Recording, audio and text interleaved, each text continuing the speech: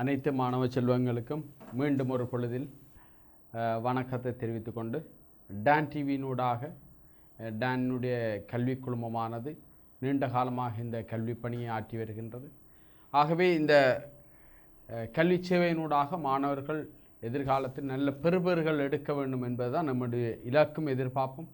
ஆகவே நீங்கள் இந்த நிகழ்ச்சிகளோடு தொடர்ந்து இருக்கின்ற பொழுது நீங்கள் இதுவரைக்கும் நீங்கள் அறியாத விதமான பல விடயங்களை நினைவூட்டுவதற்கும் அல்ல தெரிந்து கொள்வதற்கும் நீங்கள் இந்த கல்வி சேவையோடு இணைந்திருக்கின்ற பொழுது நீங்கள் பல விடயங்களை அறிந்து கொள்வீர்கள் என்ற நம்பிக்கையுடன் நான் இன்று தமிழ் பாடம் தொடர்பான ஒரு விளக்கத்தை உங்களுக்கு தரலாம் என்று நினைக்கின்றேன்.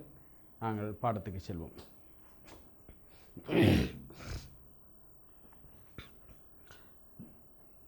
தமிழ் மொழியிலே உயிரெழுத்துக்கள் முக்கியமானது. ஆ முதல் ஔவரையான ஆனா தொடக்கம் ஔவன்னா வரை ஆ முதல் ஔவரையான 12 உயிரெழுத்துக்களாகும்.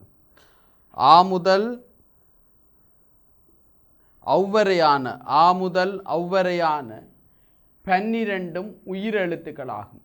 ஆ ஆ இ ஈ உ ஊ ஏ ஏ ஐ ஓ ஓ ஔ என்று சொல்லப்படுகின்ற இந்த 12 எழுத்துக்களையும் உயிரெழுத்துக்கள் என்று அழைப்பர். தமிழ் மொழிகளிலே மிகவும் முக்கியமான எழுத்தாக இந்த உயிரெழுத்து காணப்படுகின்றது. உயிரெழுத்தினை நாங்கள் 2 வகைப்படுத்தலாம். உயிரெழுத்தை நாங்கள் 2 வகைப்படுத்தலாம். இங்கே பார்க்கின்ற பொழுது தெரியும் உயிரெழுத்துக்கள் 2 வகைப்படும். இந்த உயிரெழுத்துக்களில் என்ன 2 வகை என்றால் உயிர் குற்றெழுத்து, உயிர் நெட்டெழுத்து என்று உயிரெழுத்துக்களை நாங்கள் 2 வகைப்படுத்தலாம். உயிர் குற்றெழுத்தை உயிர் குறில் எனவும் உயிர் நெட்டெழுத்தை உயிர் நெடில் எனவும் அழைப்பர். அப்போ உயிரெழுத்துக்கள் 2 வகைப்படும். உயிரெழுத்துக்களில் 2 வகைப்படுத்தினால் ஒன்று குற்றெழுத்து, 2வது நெட்டெழுத்து. குற்றெழுத்து என்பது உயிர் குறில் என்று அழைக்கப்படும். குற்றெழுத்து என்பது எது என்றால் உயிரெழுத்துக்களிலே குறுகிய ஓசையுடைய எழுத்துக்கள் யாவும் குற்றெழுத்துக்களாக காணப்படும். உயிரெழுத்துக்களிலே குறுகிய ஓசையுடைய எழுத்துக்கள் 5ம் குற்றெழுத்துக்களாக காணப்படும். இதனை குறில் எனவும் அழைப்பர். அப்போ உயிரெழுத்துக்களில் குற்றெழுத்து என்பது உயிரெழுத்துக்களில் குறுகிய ஓசையுடைய 5 எழுத்துக்களையும் உயிர்குற்றெழுத்து என்று சொல்வர். இதை குறில் எனவும் அழைப்பர். அதாவது அவை யாதென்றால் ஆனா, ஈனா, ஊனா, ஏனா, ஓ. இங்கே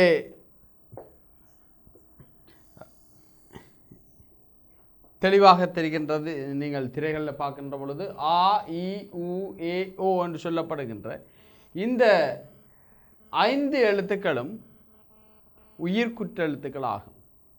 இந்த 5 எழுத்துக்களும் உயிர்குற்றெழுத்துக்களாகும். உயிரெழுத்தை 2 வகைப்படுத்தலாம்.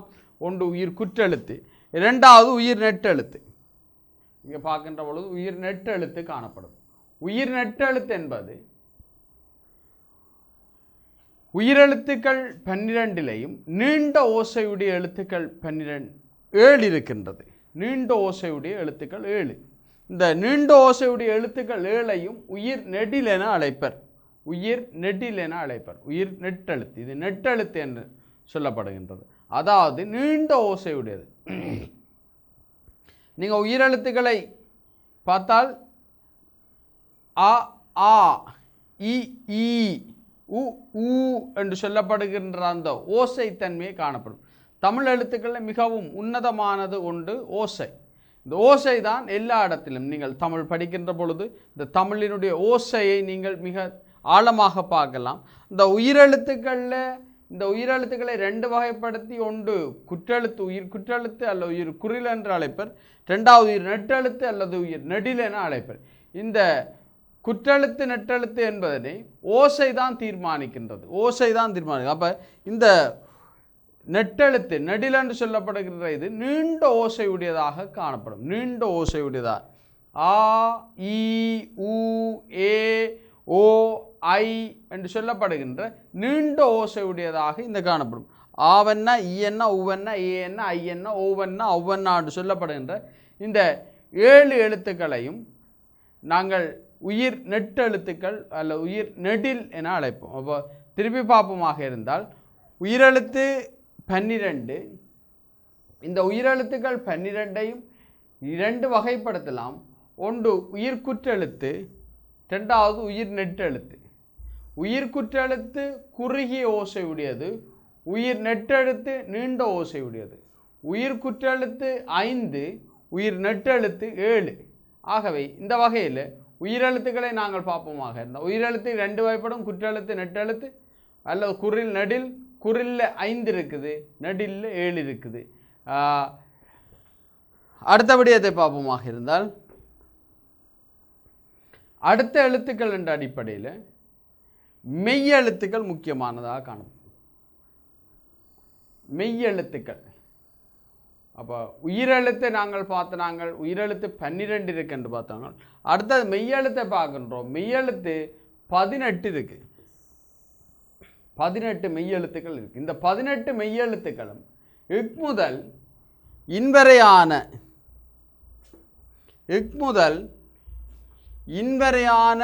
18 மெய்யெழுத்துக்களாக கருதப்படும். ஏன்னா முதல் இன்வரையான 18 மெய்யெழுத்துக்களாக காணப்படும்.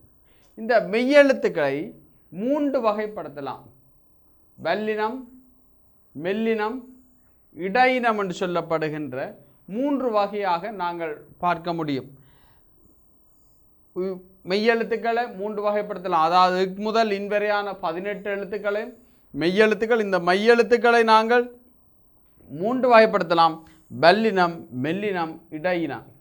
இங்கே நாங்கள் உயிரெழுத்தை பார்த்தது போலதான் உயிரெழுத்தில் நாங்கள் 2 வகையாக ஓசை அடிப்படையில் பிரித்தோம். நீண்ட ஓசையுடையது நெடில் எனவும், குறுகிய ஓசையுடையது குரில் எனவும் அழைத்தோம். அதே போல தான் இங்கும் நாங்கள் மெய்யெழுத்துக்களை 3 வகையாக பிரிக்கின்ற பொழுதும் இங்கே ஓசை அடிப்படையில் தான் அந்த 3 எழுத்துக்களை நாங்கள் பிரிக்கின்றோம். என்ன ஓசை என்றால் இந்த மெய்யெழுத்துக்களில் வன்மையான ஓசை இருக்குது. மெய்யெழுத்துக்கள் வன்மையான ஓசை உடையது. மென்மையான ஓசையினை மெல்லினம் எனவும், வன்மையான ஓசைக்கும் மென்மையான ஓசைக்கும் இடைப்பட்ட ஓசையினை இடையினம் எனவும் அழைப்போம். இப்போ நீங்கள் சொல்லி பார்க்கின்ற பொழுது வல்லினம் என்பது வன்மையான ஓசையுடையது. அதாவது இக், இச், இட், இத், இப், இட் என்று சொல்லப்படுகின்ற இந்த 6ம் வல்லினமாக இருக்கும். நீங்கள் சொல்லுகின்ற பொழுது இந்த நாக்கானது மிகவும் இறுக்கமாக அந்த சொற்களை உச்சரிக்கின்ற தன்மையை நீங்கள் உணர முடியும். சொல்லி பார்த்தால் தெரியும். சொல்லி பாருங்க. இக், இச், இட், இத், இப், இட் என்று சொல்லப்படுகின்ற ஒரு வன்மையான ஒரு ஓசையை கொண்ட, இறுக்கமான ஓசையை கொண்ட இந்த எழுத்துக்கள் 6ம் வல்லினம் என தமிழில் பிரிக்கப்பட்டுள்ளது. அடுத்தது மெல்லினம் என்று சொல்லப்படுகின்ற பொழுது இங்கே மென்மையான ஓசை இருக்குது. ஓசை முக்கியமானது, மென்மையான ஓசையை கொண்டது. மென்மையான ஓசை என்பது நாங்கள் சொல்லுகின்ற பொழுது பெரும்பாலும் இந்த எழுத்துக்களை நாங்கள் சொல்லுகின்ற பொழுது எங்களுடைய மூக்கினால அந்த மூக்கினுடைய சத்தம் தான் இங்கே வந்து கொண்டிருக்கும். உதாரணமாக இந்த மெல்லினம் 6ஐயும் பாப்பமாக இருந்தால் இங், நீங்கள் சொல்லி பார்த்தா தெரியும். இங்கண்டே கூட மூக்கு அந்த இது அதிர்றதை நீங்கள் உணரு. இங், இங், இன், இந்த், இம், இன் என்று சொல்லப்படுகின்ற மென்மையான ஓசையுடையது. இங்கன்னா இங், இஞ்ச், இன், இந்த், இம், இந்த் என்று சொல்லப்படுகின்ற இந்த 6 எழுத்துக்களும் மெல்லினமாக இருக்கும். இப்போ நீங்கள் சொல்லுவேன் இங்கன்ன, ஞான, ஞாவன்ன, நீனா என்று சொல்லப்படுகின்ற பொழுது அது அந்த வரிசை முழுக்களுக்குமே இந்த மென்மையான ஓசையை நீங்கள் உணர முடியும். மூக்கினால் சொல்லுகின்ற அந்த குரல், அந்த சத்தம் ஒன்று வந்து கொண்டிருக்கும். அப்போ இந்த மெல்லினமானது மெய்யெழுத்துக்களில் மென்மையான ஓசையுடைய மெல்லினங்கள் 6. அதே போல் இடையினம். இடையினம் என்பது எதென்றால் வன்மையான ஓசை, அதாவது கசட தவறு என்று சொல்லப்பட இக்கு சிட்டு பிட்டு என்று சொல்லப்படுகின்ற இந்த வன்மையான ஓசைக்கும் ஞயன நமன என்று சொல்லப்படுகின்ற இந்த மெல்லினம் இங்கிஞ்சின் என்று சொல்லப்படுகின்ற இந்த மெல்லினத்துக்கும் இடைப்பட்ட ஓசையுடையதுதான் இந்த இடையினம் என்று சொல்லப்படும். இதை இ இர் இல் இவ் இல் இல் என்று சொல்லப்படுகின்றது. இ இர் இல் இவ் இல் இல் என்று சொல்லப்படுகின்ற இந்த இடையின சொற்கள் வன்மையான ஓசைக்கும் மென்மையான ஓசைக்கும் இடைப்பட்ட ஓசையினை கொண்டுள்ளது. சரி, அப்போ இதில் நாங்கள் வல்லினத்தை கசட தபர என்று சொல்லப்படும். கசட தபர.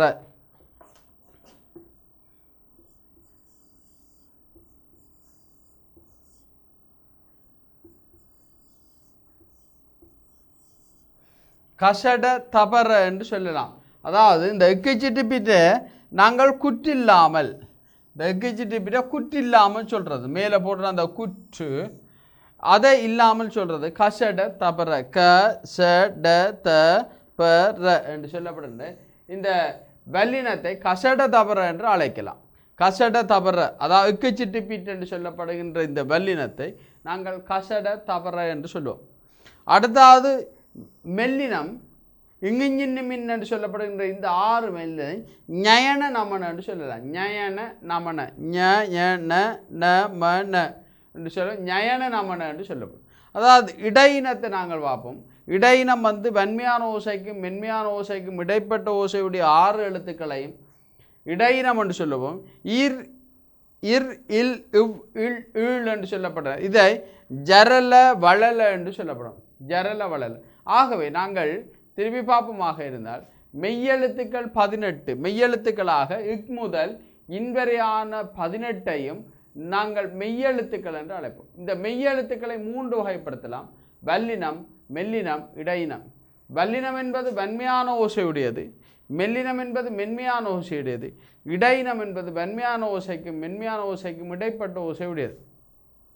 இந்த வல்லினம் கசட தபர என்று சொல்லப்படுகின்ற 6 எழுத்துக்களையும், மெல்லினம் ஞயன நமன என்று சொல்லப்படுகின்ற 6 எழுத்துக்களையும், இடையினம் ஜரல வளல என்று சொல்லப்படுகின்ற 6 எழுத்துக்களையும் கொண்டுள்ளது. 6 மாறும் 12 மாறும் 18 அல்லது 6 3 18. அந்த மெய்யெழுத்துக்கள் 18ஐ நாங்கள் இப்படி வகைப்படுத்தி உள்ளோம்.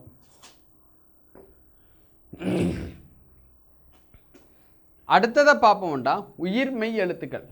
உயிர்மெய் எழுத்து என்றால் எது என்றால், உயிரெழுத்தும் மெய்யெழுத்தும் புனைகின்ற பொழுது பிறக்கின்ற ஓசை அல்லது பிறக்கின்ற வரி வடிவம் உயிர் மெய்யெழுத்துக்களாகும். உயிரெழுத்தும் மெய்யெழுத்தும் சேருகின்ற பொழுது உருவாகும் ஒலி உருவே உயிர் மெய்யெழுத்து ஆகும். அதாவது உயிரெழுத்து ஆ என்று சொல்லப்படுகின்ற எழுத்தும் இக் என்று சொல்லப்படுகின்ற மெய்யெழுத்தும் சேருகின்ற பொழுதுதான் க என்று சொல்லப்படுகின்ற உயிர் மெய்யெழுத்துக்கள் தோன்றும். நீங்கள் உச்சரித்து பார்க்கின்ற பொழுது பார்க்கலாம். நீங்கள் உச்சரித்து பாருங்கள். இக் ஆ க இக் க க க க திருப்பி சொல்லுகின்ற பொழுது அந்த ஒலியானது க என்ற உச்சரிப்பை தரும். இக்கும் ஆவையும் சேர்த்து சொல்லுங்கள். இக்க இக்க க க க.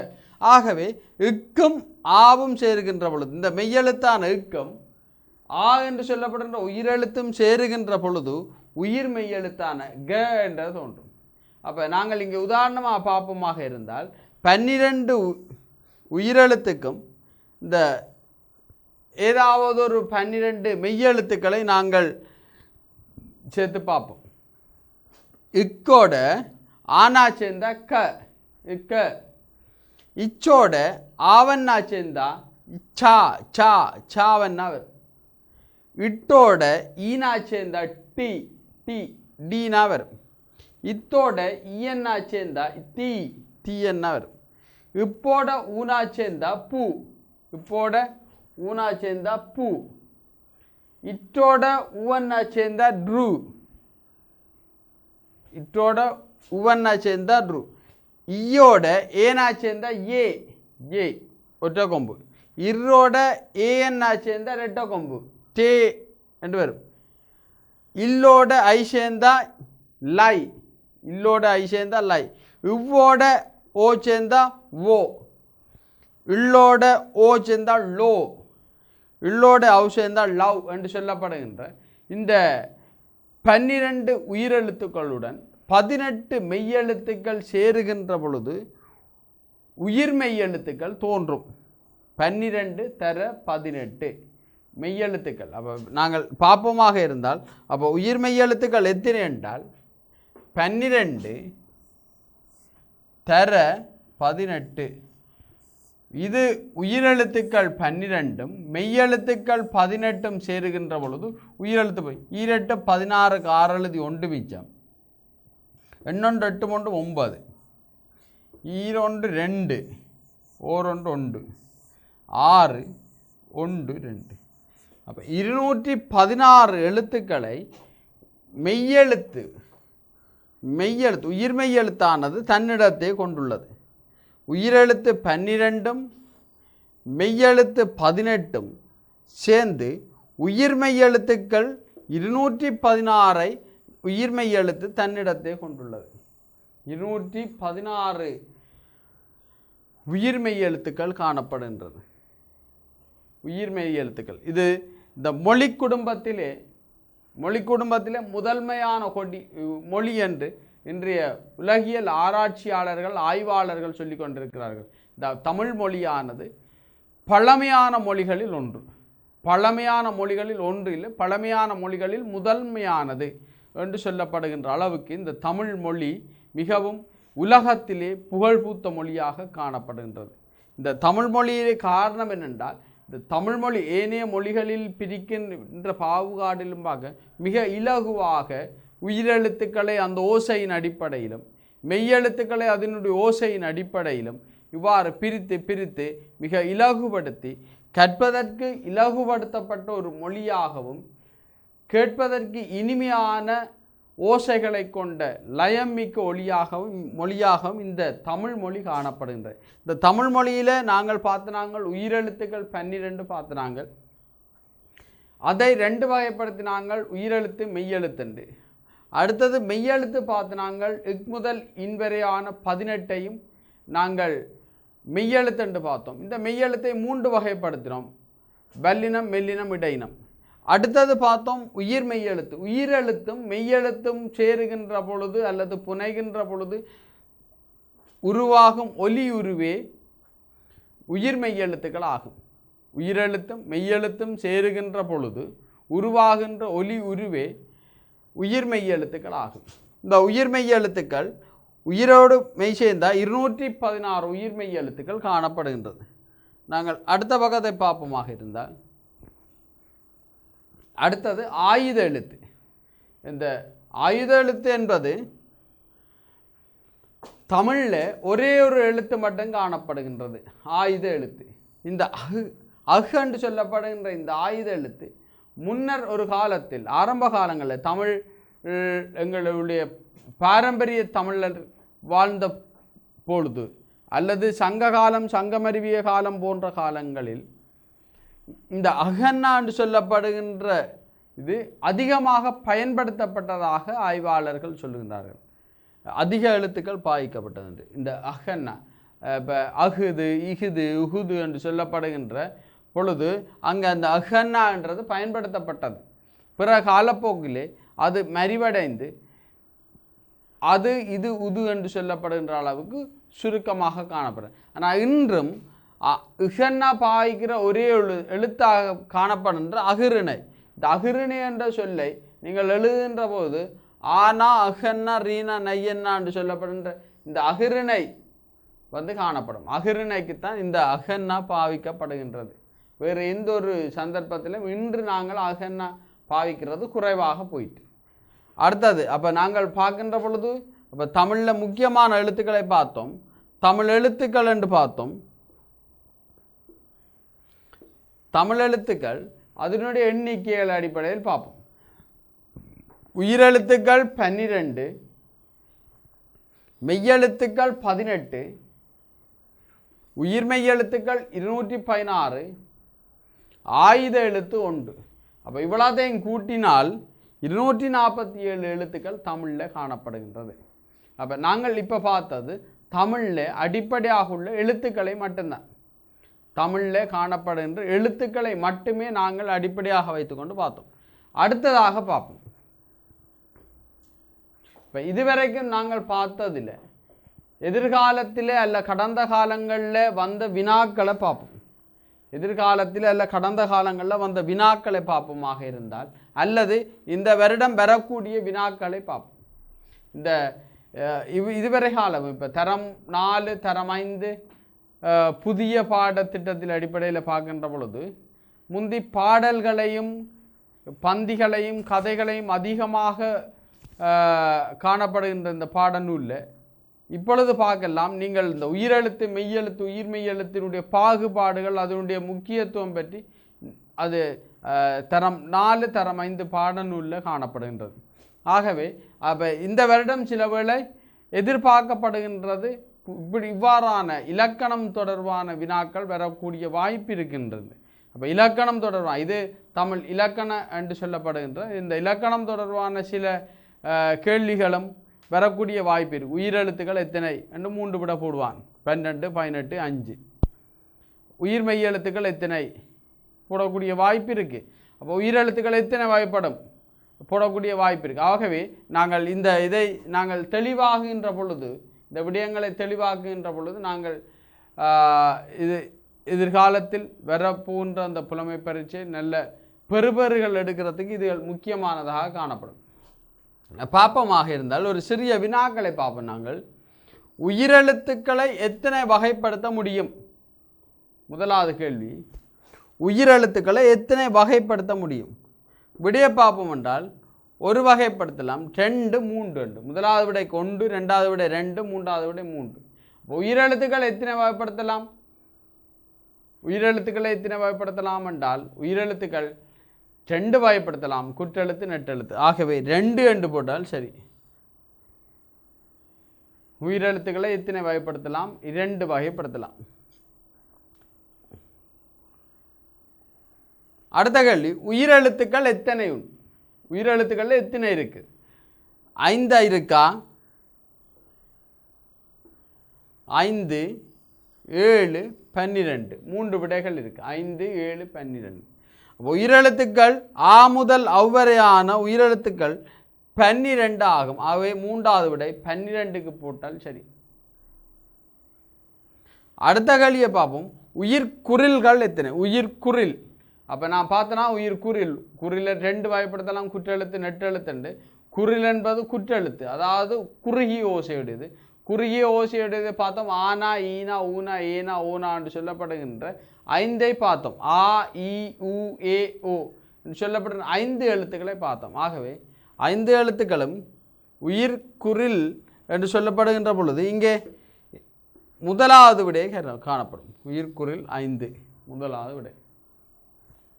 அடுத்த கேள்வியை பார்ப்போமாண்டால் உயிர் நெட்டெழுத்துக்கள், அதாவது உயிர் நெடில் எழுத்துக்கள் எத்தனை அல்லது நெட்டெழுத்துக்கள் எத்தனை? அப்போ அங்கே ஆவண்ணா ஈயண்ணா ஊவண்ணா ஏன்னா ஐயண்ணா ஓவண்ணான்னு சொல்லப்படுகின்ற 7 எழுத்துக்கள் காணப்படுகின்றது. ஆக இங்கே 2வது விட 7. மெய்யெழுத்துக்கள் எத்தனை? மெய்யெழுத்துக்களை பார்க்கின்ற பொழுது மெய்யெழுத்துக்கள் இக் முதல் இன் வரை உள்ள 18ஐ நாங்கள் மெய்யெழுத்துக்கள் என்று சொல்லுவோம். ஆகவே இங்கே 18 என்பது 3வது விடையாக காணப்படுகின்றது. 18. நாங்கள் அடுத்த பக்கத்துக்கு போவோம். மெய்யெழுத்துக்களை எத்தனை வகைப்படுத்த முடியும்? அப்போ இக் முதல் இன்வரையான மெய்யெழுத்துக்களை இக் முதல் இன்வரையான மெய்யெழுத்துக்களை நாங்கள் 3 வகைப்படுத்தலாம். ஒன்று வல்லினம், மெல்லினம், இடையினம் என்று 3 வகைப்படுத்தலாம். ஆகவே 3 என்பது சரியான விடை, முதலாவது விடை. அடுத்த பாருங்க, மெய்யெழுத்துக்களின் வகைகளை தருக என்றால் நாங்கள் இதிலே எழுத வேண்டும். எவ்வாறு எழுத வேண்டும் என்றால் வல்லினம்,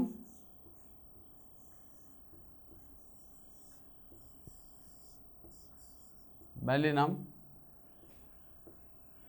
மெல்லினம்,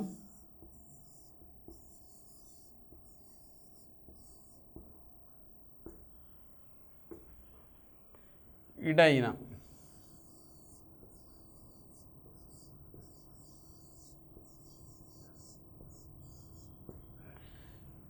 இதில் எழுதப்பட வேண்டும். வல்லினம், மெல்லினம், இடையினம் என்று நாங்கள் எழுத வேண்டும்.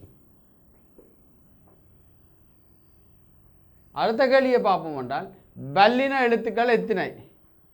வல்லின எழுத்துக்கள் எத்தனை? வல்லினம் என்பது கசட தபர என்று பார்த்து நாங்கள் வல்லின எழுத்துக்கள். ஆகவே வல்லின எழுத்துக்கள் 6. மூன்றாவது விடை. அடுத்தது ஜரல வளல ஜரல இர் இல் இவ் இல் ஈழ் என்று சொல்லப்படுகின்ற என்பன மெய்யெழுத்துக்களில் எக்கூட்டத்தை சேர்ந்தவை. மெய்யெழுத்துக்களை நாங்கள் 3 வகையாக இல்லை 3 கூட்டங்களாக பிரித்த நாங்கள் வல்லினம், மெல்லினம், இடையினம். ஆகவே இங்கே நாங்கள் பார்க்கின்ற பொழுது ஜரல வளல என்று சொல்லப்படுகின்றது இடையினத்தை சார்ந்தது. ஆகவே இங்கே இடையினம் 3வது விடையாக கருதப்படும். 4வது மெய்யெழுத்துக்களில் வன்மையான ஓசை கூட்டங்கள் எது?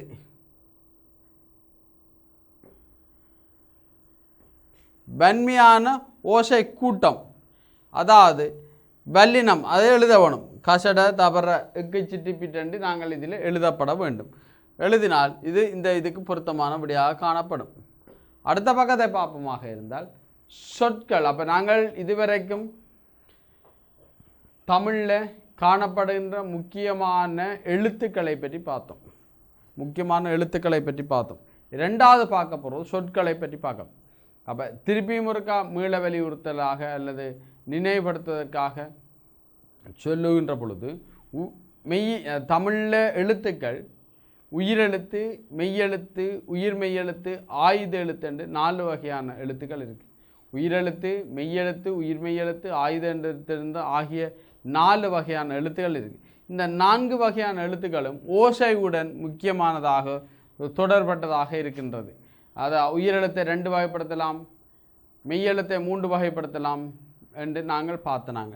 அப்போ நாங்கள் இப்பொழுது பார்க்க போகிறது சொற்கள். சொற்கள் 2 வகைப்படும். அதாவது நாங்கள் தரம் 5 ஆரம்ப கல்வியுடைய எண்ணக்கருவோடு நின்று கொண்டு தான் இந்த சொற்களுடைய வகைகளை நான் பிரிக்கிறோம்.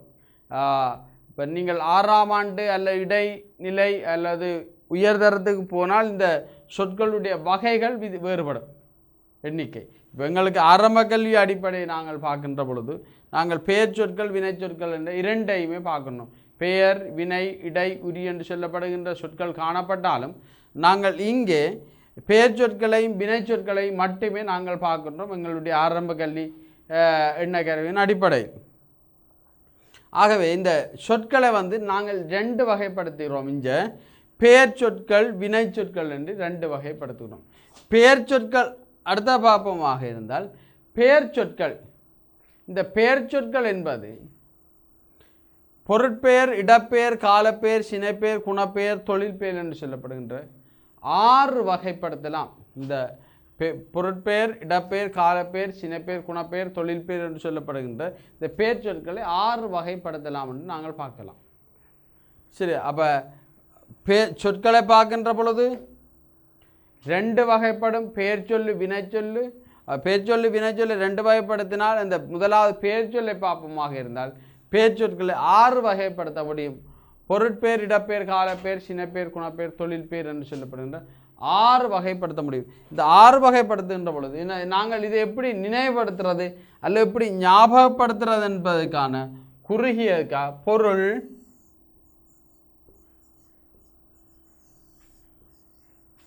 பொருள், இடம், காலம், சினை, குணம், தொழில்.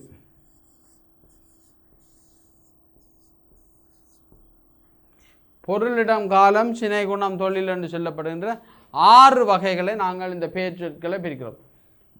பொருட்பெயர், இடப்பெயர், காலப்பெயர், சினைப்பெயர், குணப்பெயர், தொழில்பெயர் என்று 6 வகை. அப்போ நாங்கள் இதை இலகுவாக பார்ப்போம் என்றால் பொருள், இடம், காலம், சினை, குணம், தொழில் என்று சொல்லப்படுகின்ற இந்த ஞாபகப்படுத்துறதுக்காக நாங்கள் இப்படி இதையும் சொல்லலாம். பொருளிடம், காலம், சினை, குணம், தொழில் என்று சொல்லி நாங்கள் இதை ஞாபகப்படுத்துவதற்காக இந்த குறுகிய வடிவத்தில் நாங்கள் நினைவுபடுத்தி கொள்ளலாம். ஆனால் இந்த பெயர் சொற்களுடைய வகைகள் பொருட்பெயர், இடப்பெயர், காலப்பெயர், சினைப்பெயர், குணப்பெயர், தொழிற்பெயர், அதை நாங்கள் பொருளிடங்காலம், சினை, குணம், தொழில் என்று சொல்லலாம். பொருட்பெயர் என்றால் என்ன? அப்போ நாங்கள் முதலாவது அங்கே பார்த்தோமாக இருந்தால் முதலாவது பொருட்பேர். இந்த பொருட்பேரை நாங்கள் பார்ப்போம். இந்த பொருட்பேர் என்றா என்னண்டா, ஏதாவது ஒரு பொருளை சுட்டி காட்டுமாயின் அது பொருட்பேர் ஆகும். ஏதாவது ஒரு பொருள், இப்போ நீங்கள் உங்களோட வீட்டில் இருந்து நீங்கள் ஒருக்கா அப்படியே வீட்டை சுற்றி பார்த்தால் உங்களோட கண்ணுக்கு தெரிகின்ற எல்லாம் பொருட்பேராக காணப்படும். உங்களுக்கு தெரிகின்ற கதிரை, மேசை, கட்டில், வாங்கு, தொலைக்காட்சி, வானொலி, கையடக்க தொலைபேசி, உங்களோட வீட்டில் இருக்கின்ற பொருட்களை நீங்கள் அப்படியே ஒரு முறை பார்ப்பீங்களா இருந்தால் அவ்வளவும் பொருட்பேராக காணப்படும். மரம் என்ன, அதே போல மனிதர்களும் பொருளுக்குள்ளே தான் அடங்குவார்கள். சிவபெருமான், ஜானகி, கட்டில், மரம் என்று சொல்லப்படுகின்ற இங்கே கடவுளர்களாக இருந்தால் என்ன, மனிதர்களாக இருந்தாலும் அவர்களும் இந்த தமிழினுடைய பிரிப்புக்குள் பொருட்பெயருக்குள்ளே தான் அடங்கும். ஆகவே பொருட்பெயர் என்றால் யாதாவது ஒரு பொருளை சுட்டி காட்டுமாக இருந்தால் அது பொருட்பெயர் ஆகும். உதாரணம் சிவபெருமான். ஏன் நான் இங்கே சொல்லப்படுகின்றால் ஒரு கடவுளுடைய பெயர், அப்போ அங்கே கடவுளுடைய பெயரும் பொருட்பெயராகவே கருதப்படும். அதே போல் ஜானகி என்று சொல்லப்படுகின்ற ஒரு மனிதனுடையதும் பொருட்பெயராக காணப்படும். மற்ற உங்களுக்கு தெரிந்த பொருட்கள் இயற்கையாக இருக்கலாம், செயற்கையாக இருக்கலாம், எல்லா பொருட்களும் அதான் கட்டில் செயற்கை பொருள், மரம் இயற்கை பொருள். இப்போ இயற்கையான செயற்கையான பொருட்கள் எல்லாம் பொருட்பெயருக்குள்ளே காணப்படும். அடுத்ததை பார்ப்போம் என்றால் நாங்கள் இங்கே பார்ப்போம், பொருள் பார்த்தாச்சு. அடுத்தது இடப்பெயர் பார்ப்போம். பொருள், இடம். இடப்பெயரை பார்ப்போமாக இருந்தால் ஏதாவது ஒரு இடத்தை சுட்டி காட்டப்படுமாயின் அது இடப்பெயராகும். ஏதாவது ஒரு இடம் என்றேக்குள்ள நாடுகள் வரும். இலங்கை, அமெரிக்கா, இந்தியா, இது போன்ற நாடுகள் எல்லாம் இடப்பெயருக்குள்ளே வரும். அதே போல் இந்த ஊர்கள் எல்லாம், மாவட்டம், மாகாணம், ஊர்கள் எல்லாம் இடப்பெயருக்குள்ளே வரும். உதாரணமாக யாழ்ப்பாணம், மட்டக்களப்பு, திருவோணமலை, கொழும்பு, வவுனியா, அம்பாறை, இப்படிப்பட்ட இடங்கள் எல்லாம் இடப்பெயருக்குள்ளே வரும். இதை தாண்டி பாப்பமாக இருந்தால் மைதானம், வீதி, முற்றம், மைதானம், வீதி, முற்றம், பூங்கா, இதுகளெல்லாம் இடப்பெயருக்குள்ளே வரும். ஆகாய வெளி, ஒரு இடத்தை அல்லது வெளியை சுட்டிக்காட்டுமாக இருந்தால், இடத்தை அல்லது ஒரு வெளியை சுட்டிக்காட்டுமாக இருந்தால் இது இடப்பெயராக காணப்படும். உதாரணமாக பார்ப்போம்டா, இளவாலை, யாழ்ப்பாணம், இலங்கை, அமெரிக்கா, மைதானம், வீதி போன்ற பல சொற்களை நாங்கள் இங்கே சொல்லிக்கொண்டு போகலாம். ஆகவே இது இடப்பெயருக்குள் வரும். அடுத்ததாக பார்ப்போமாக இருந்தால் காலப்பெயர். பொருள், இடம், காலம். காலத்தை பார்ப்போமாக இருந்தால் ஏதாவது ஒரு காலத்தை சுட்டி காட்டுமாயின் அது காலப்பெயர் ஆகும். ஏதாவது ஒரு காலத்தை சுட்டி காட்டுமாயின் அது காலப்பெயர் ஆகும். உதாரணமாக செகண்ட், நிமிடம், செகண்ட், நிமிடம், மணித்தியாலம், நாள், வாரம், மாதம், கிழமை, ஆண்டு, தசாப்தம், வெள்ளி விழா, இப்படிப்பட்ட நூற்றாண்டு விழா, இப்படி விழா, இது இந்த காலத்தை அடிப்படையாக வைத்து கொண்டு சொல்லுகின்ற இந்த எல்லாம் காலப்பெயருக்குள்ளே அடங்கும். பாருங்க, செகண்ட், நிமிடம், மணித்தியாலம், நாள், வாரம், மாதம், வருடம், காலை, மதியம், மாதங்கள், வருடங்கள், தசாப்தம், நூற்றாண்டு, இந்த இதுகள் எல்லாம் காலப்பெயருக்குள்ளே வரும். இரவு, இதுகளெல்லாம் காலப்பெயருக்குள்ளே வரும். அடுத்ததாக பார்ப்போமாக இருந்தால் சினைப்பெயர்.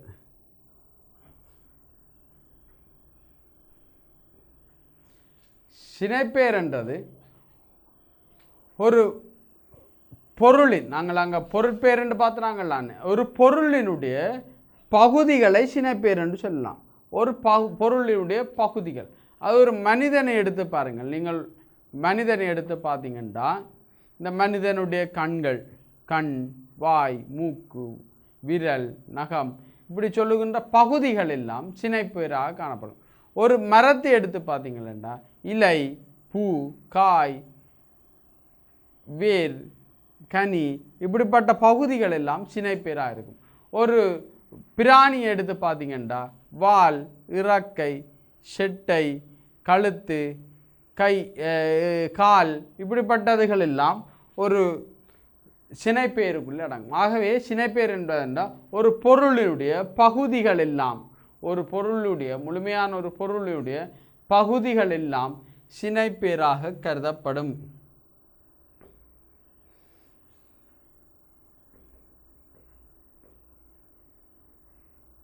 அடுத்தது குணப்பேர். குணப்பேர்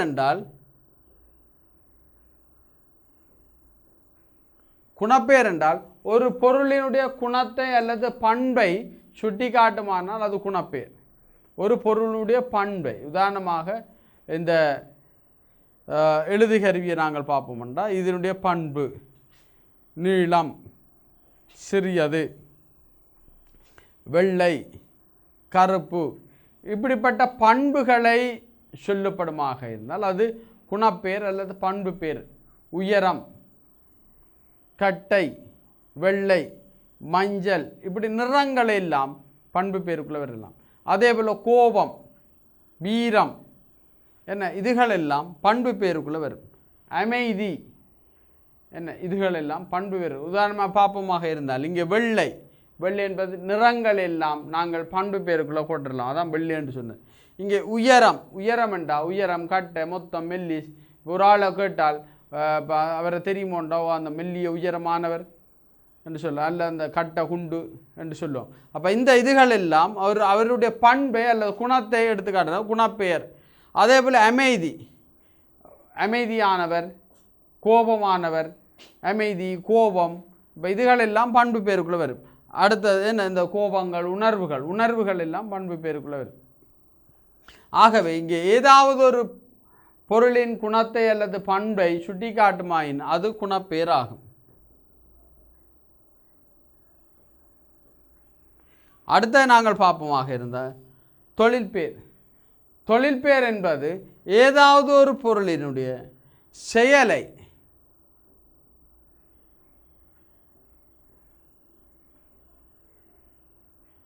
ஒரு பொருளின் செயலை சுட்டி காட்டுமாயின் அது தொழில்பேராக கருதப்படும். ஏதாவது ஒரு பொருளுடைய செயலை சுட்டி காட்டப்படுமாயின் அது ஒரு தொழில்பேராக கருதப்படும். ஆடுதல், பாடுதல், சிரித்தல், ஓடுதல், வெட்டுதல் இப்படிப்பட்டதுகள் எல்லாம் தொழில்பேராக கருதப்படும். இதை பார்ப்போம் என்றால் ஆடுதல், பாடுதல், வெட்டுதல், ஓடுதல் போன்றவை இங்கே கூறப்படும். அப்போ இதே போன்ற பல அப்போ நாங்கள் திருப்பி பார்ப்போமாக இருந்தால்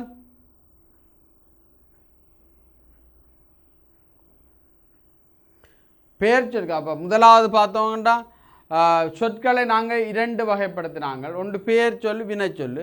பெயர் சொல்லில் 6 வகைப்படுத்தினாங்க. பொருட்பேர், இடப்பேர், காலப்பேர், சினைப்பேர், குணப்பேர், தொழில்பேர்.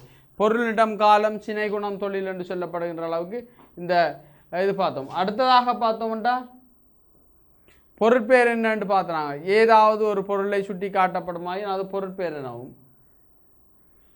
இடப்பேர் என்றால் ஏதாவது ஒரு இடத்தை அல்லது வெளியை சுட்டி காட்டப்படுமாயின் அது இடப்பேர் எனவும், காலப்பேர் என்றால் ஏதாவது ஒரு காலத்தை சுட்டி காட்டப்படுமாயின் அது காலப்பேர் எனவும், சினைப்பேர் என்றால் ஒரு பொருளின் பகுதியை சுட்டி காட்டப்படுமாயின் அது சினைப்பேர் எனவும்,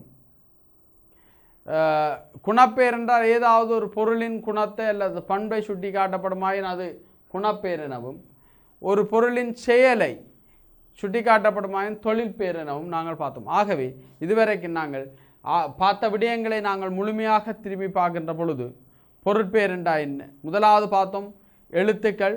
எழுத்துக்களில் உயிரெழுத்துக்கள் பார்த்தோம். உயிரெழுத்துக்களை நாங்கள் 2 வகைப்படுத்தினோம். குற்றெழுத்து, நெட்டெழுத்து. குற்றெழுத்து என்பது குறுகிய ஓசையுடையது, நெட்டெழுத்து என்பது நீண்ட ஓசையுடையது. குற்றெழுத்து 5, நெட்டெழுத்து 7. ஆகவே உயிரெழுத்துக்கள் 12 என்று பார்த்தோம். ஆ முதல் அவ்வரை உள்ள உயிரெழுத்துக்கள் 12. அடுத்த 2வது பார்த்தோம் மெய்யெழுத்துக்கள். மெய்யெழுத்துக்கள் என்பது இக்கண்ணா முதல் இன்னென்னா வரையான 18 எழுத்துக்களை மெய்யெழுத்துக்கள் என்று பார்த்தோம். மெய்யெழுத்துக்களை நாங்கள் 3 வகைப்படுத்தலாம்: வல்லினம், மெல்லினம், இடையினம். வன்மையான ஓசையுடையதை வல்லினம் எனவும், மென்மையான ஓசையுடையதை மெல்லினம் எனவும், வன்மையான ஓசைக்கும் மென்மையான ஓசைக்கும் இடைப்பட்ட ஓசையினை இடையினம் எனவும் சொன்னோம். வன்மையான ஓசைகள் கசட தபர என்று சொல்லப்படுகின்ற இக்கு சிட்டி பிட்டென்றும், மென்மையான ஓசைகள் ஞயன நம்மன என்று சொல்லப்படுகின்றதையும், இடையினம் என்பது ஜரலவளல என்று சொல்லப்படுகின்ற 6ஐயும் நாங்கள் இடையினம் என்று பார்த்தோம். அப்போ வல்லினத்திலே 6, மெல்லினத்திலே 6, இடையினத்திலே 6, 3, 18 மெய்யெழுத்துக்கள் காணப்படுது. அடுத்ததை பார்த்தோம் உயிர்மெய் எழுத்து. உயிர்மெய் எழுத்து என்று பார்க்கின்ற பொழுது உயிரெழுத்தும் மெய்யெழுத்தும் சேருகின்ற பொழுது பிறக்கின்ற உரிவடிவம் அல்லது வரிவடிவமே உயிர்மெய் எழுத்துக்கள் என்று பார்ப்போம். அப்போ இக்கோடை ஆச்சேந்தா கா என்று நாங்கள் அந்த 12 உயிரெழுத்துக்களை 18 மெய்யெழுத்துக்களையும் சேருகின்ற பொழுது 216 உயிர்மெய் எழுத்துக்கள் பார்த்தோம். அதே போல் அந்த ஆயுத எழுத்து என்று சொல்லப்படுகின்ற தமிழில் காணப்படுற ஒரே ஒரு எழுத்தாக ஆயுத எழுத்து காணப்படுறது. இந்த ஆயுத எழுத்து இன்று பயன்பாட்டில் அகிர்ணை என்ற சொல்லுக்கு மட்டும் காணப்படுகின்றன பார்த்தோம். அடுத்தது நாங்கள் பார்த்தோம் பேர்ச்சொற்கள். சொற்கள் என்றது பார்த்தோம். சொற்களில் நாங்கள் 2 வகைப்படுத்தினோம். ஒன்று பொருட்பெயர், 2வது வினைச்சொல்லு பேர்ச்சொல் என்று 2 வகையாக பார்த்தோம். இந்த பேர்ச்சொற்களை 6 வகைப்படுத்தினோம். பொருட்பேர், இடப்பேர், காலப்பேர், சின்னப்பேர், குணப்பேர், தொழிற்பேர் என்று 6 வகைப்படுத்தோம். ஆகவே அடுத்த வகுப்பில் நாங்கள் வினைச்சொற்கள் பற்றி பார்ப்போம். ஆகவே இதுவரைக்கும் நீங்கள் கல்வி குழுமத்தோடு இணைந்திருந்தீர்கள். தொடர்ச்சியாக இணைந்திருங்கள். நீங்கள் இந்த நேரடியாக நடக்கின்ற வகுப்புகளை பார்க்க தவறினால் டான் டிவியினுடைய கல்வி யூடியூபினூடாக சென்று இந்த வகுப்புகளை நீங்கள் பின்பற்ற முடியும் என்று கேட்டுக்கொண்டு நீங்கள் நல்ல பெறுபவர்கள் எடுக்க ஆசிரியர்களையும் வாழ்த்துக்களையும் கூறி விடைபெறுகின்றேன். நன்றி.